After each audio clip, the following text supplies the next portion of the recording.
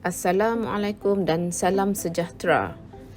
Kami dari Kampus Sibu Sarawak telah memilih tajuk Dasar Pendidikan Kebangsaan.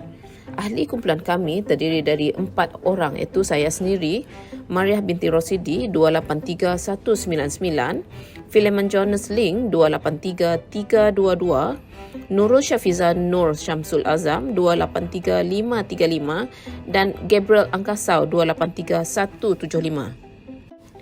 Dasar adalah pertimbangan yang meliputi cara, sistem berkenaan dengan sesuatu asas, prinsip dan teras.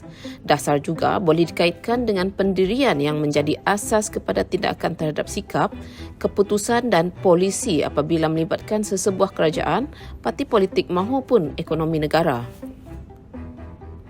Antara perkara yang paling penting perlu wujud bagi mana-mana sistem pendidikan kebangsaan ialah dasar pendidikan itu sendiri. Ia bukan sahaja menjadi asas pembentukan sistem pendidikan, bahkan menjadi panduan yang amat penting dalam melaksanakan sistem tersebut. Sistem pendidikan kebangsaan diadakan untuk menggantikan sistem pendidikan penjajah bagi memenuhi kehendak negara. Atas kesedaran inilah lahir satu dasar pendidikan pelajaran kebangsaan melalui Penyata Razak 1956 dan dimaktubkan dalam Ordinan Pelajaran 1957. Dasar pendidikan ini telah disemak semula dalam tahun 1960 yang menghasilkan laporan Rahman Talib. Dasar pendidikan ini bertujuan untuk memperbaiki pelaksanaannya supaya matlamat untuk melahirkan satu masyarakat yang bersatu padu dan berdisiplin serta memenuhi keperluan tenaga rakyat yang terlatih bagi pembangunan negara dapat dicapai. Berikut merupakan objektif dasar pendidikan kebangsaan.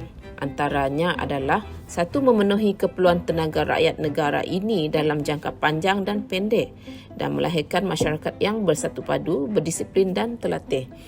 Ia juga dapat mencapai kesejahteraan diri dan memberi sumbangan kepada keharmonian dan kemakmuran masyarakat dan negara.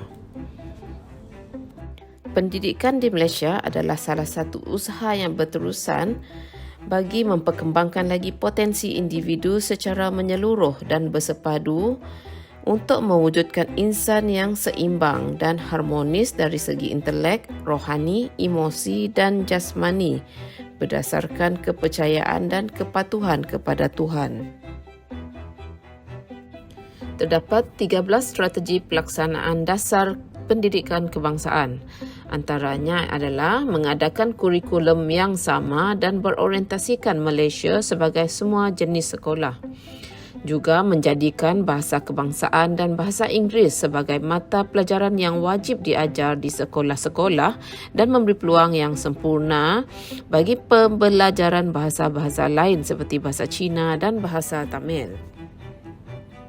Antara program di bawah dasar pendidikan kebangsaan adalah pendidikan prasekolah. Pendidikan prasekolah ialah program pendidikan yang disediakan kepada kanak-kanak yang berumur 4 hingga 5 tahun, bertujuan untuk memperkembangkan potensi secara menyeluruh, menguasai kemahiran asas dan memupuk sikap positif sebagai persediaan masuk ke sekolah rendah. Berikut adalah strategi pelaksanaan program prasekolah. Antaranya adalah memperkukuhkan mekanisme pemantauan dan penguatkuasaan penggunaan KSPK ke atas semua agensi kerajaan dan bukan kerajaan yang menganjurkan program pendidikan prasekolah. Program kedua di bawah dasar pendidikan kebangsaan adalah pendidikan khas.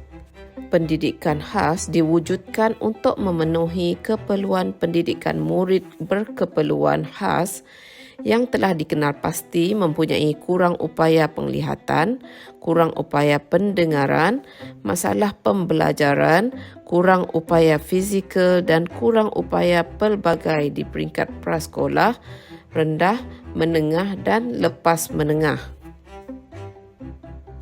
Penyertaan dasar bagi pendidikan khas adalah seperti memastikan murid berkeperluan khas diberi peluang untuk mendapat akses kepada pendidikan yang sesuai dan relevan, dan memastikan program pendidikan bagi murid berkeperluan khas sesuai dan relevan dengan kebolehan masing-masing agar dapat berdikari dan menjalani hidup yang berkualiti, serta memastikan murid berkeperluan khas yang berpotensi diberi peluang untuk ditempatkan secara inklusif di dalam kelas arus perdana selaras dengan prinsip pendidikan untuk semua.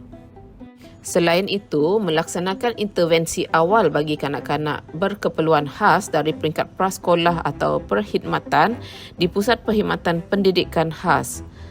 Juga menyediakan perkhidmatan sokongan dan peralatan augmentatif dan asistif bagi memenuhi keperluan murid berkeperluan khas.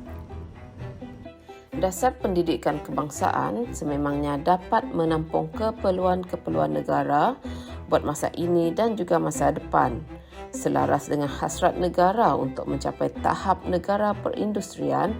Adalah lebih penting rakyatnya diberikan pendidikan secocok dengan keperluan-keperluan swasta bagi bidang-bidang tertentu seperti pengeluaran, pelancongan, perkhidmatan dan sebagainya. Oleh itu, dasar ini bukan sahaja dapat memenuhi keperluan tenaga manusia dari segi jumlah tetapi juga dari segi kualiti.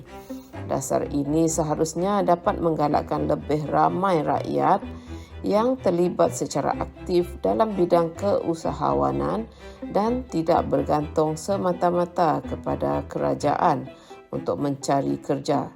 Ini adalah selaras dengan dasar kerajaan semasa yang menekankan penyertaan swasta secara aktif.